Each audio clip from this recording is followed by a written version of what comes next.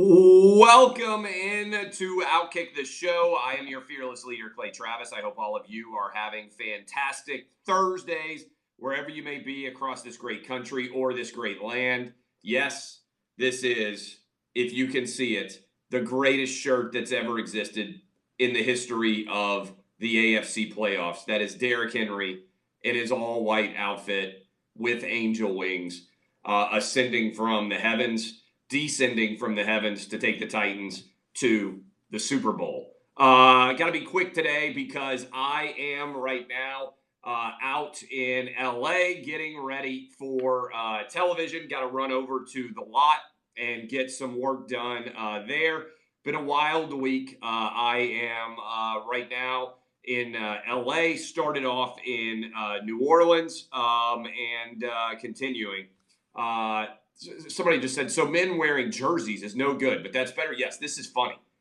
Jerseys basically say I am a loser and I'm old and I wish that I was younger and I was the person whose name I have on the back. It's like dressing up for Halloween every day. This is funny, all right? There's a difference between the two, all right? Here we go. Got a bunch of things to jump into. Odell Beckham Jr., okay? I don't have any issue with Odell Beckham Jr.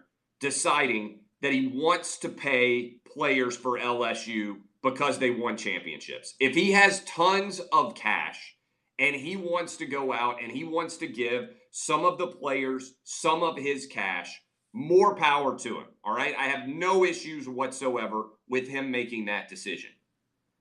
But you can't do it on the field with hundreds of media around with stacks of cash and expect that it's not going to turn into an issue. This is the big deal with Odell Beckham Jr. He is on the crazy train in the direction of Antonio Brown. And I don't know if he's going to step off the crazy train in time.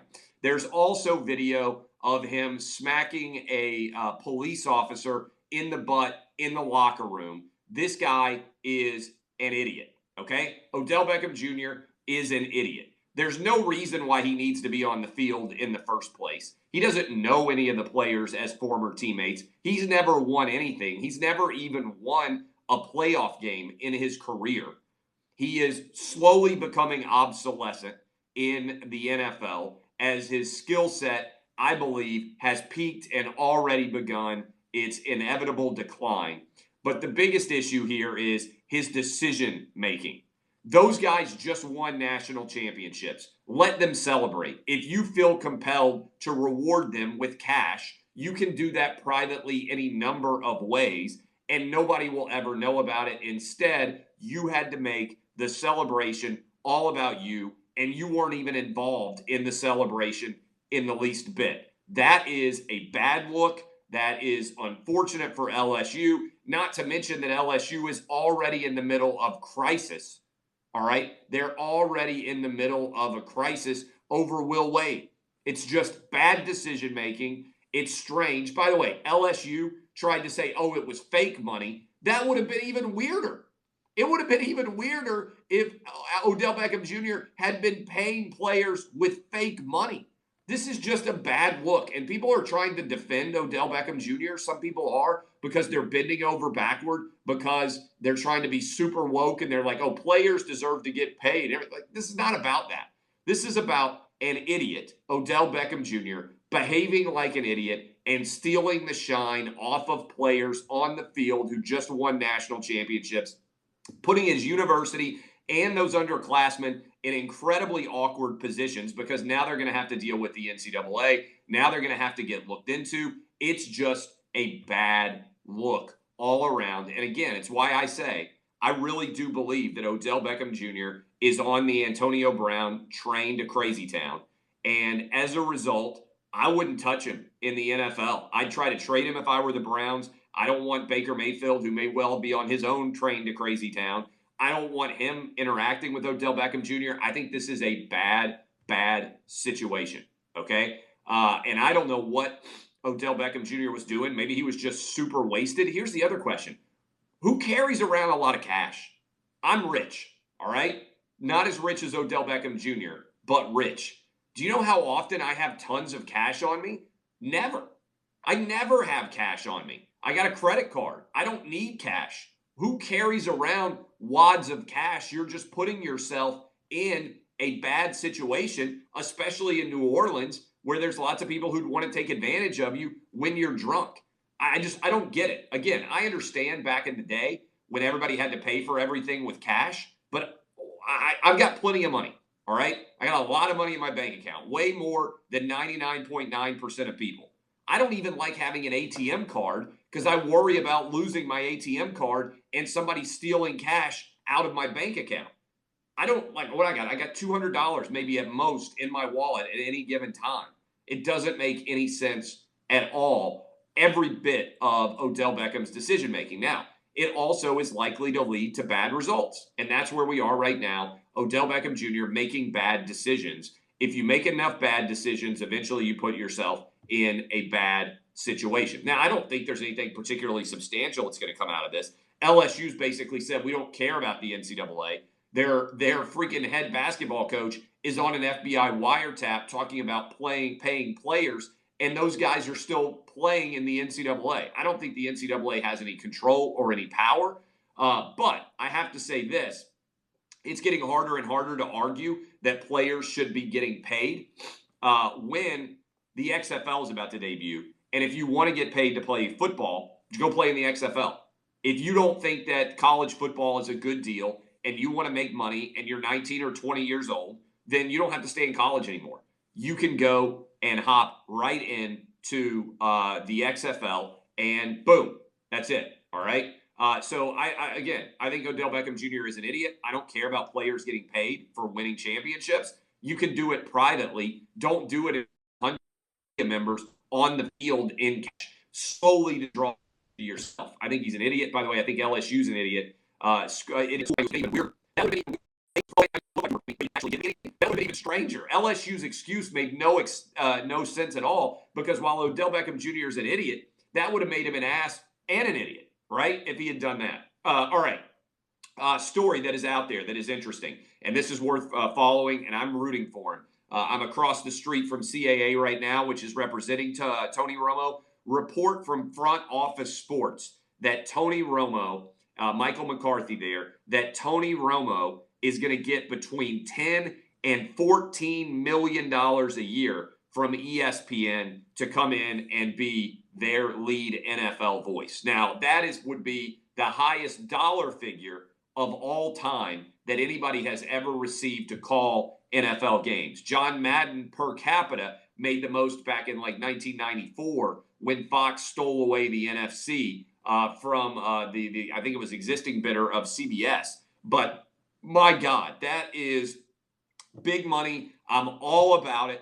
I'm all about the best money you possibly can get. This would be an opportunity for ESPN, I believe, to send a message to everyone out there at the NFL how serious they are about the NFL. I also think there's a good chance they potentially take Monday Night Football and simulcast it on ABC to try to get a biggest possible audience they can.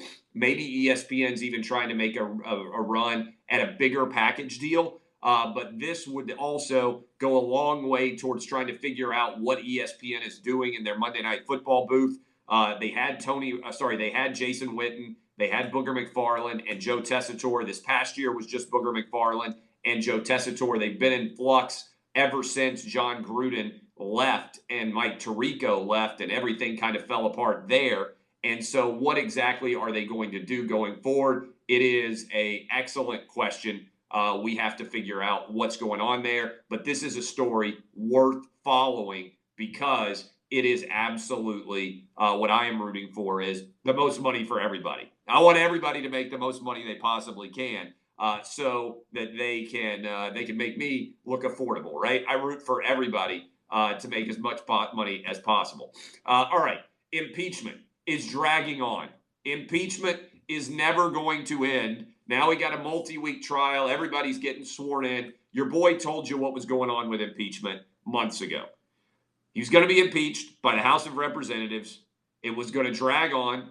There would be no cross-party interaction at all. It was entirely a partisan process. and then he's going to be not removed from office by the Senate. I don't think you even need to pay attention to any of this that's going on unless you're like a constitutional scholar and you're just kind of interested in this. I went through it. I went and watched impeachment when it took place with Bill Clinton. I was in college at the time. I was working on Capitol Hill. I worked on impeachment. I thought it was ludicrous when Bill Clinton got impeached. I think it's ludicrous that Donald Trump has gotten impeached. It's turned into an entirely partisan process. We got an election that is going to take place in like 10 months or whatever the heck it is. If you don't like Donald Trump, vote him out.